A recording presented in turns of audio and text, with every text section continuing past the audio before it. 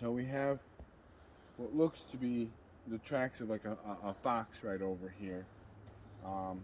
They come in a group of 4 real close together with like 12 or 15 inches apart, and then another group of 4. It was probably moving pretty quick, not at a full dead sprint or anything, but it was just trying to move through. And so you're getting those groups of 4 put up as it's moving along.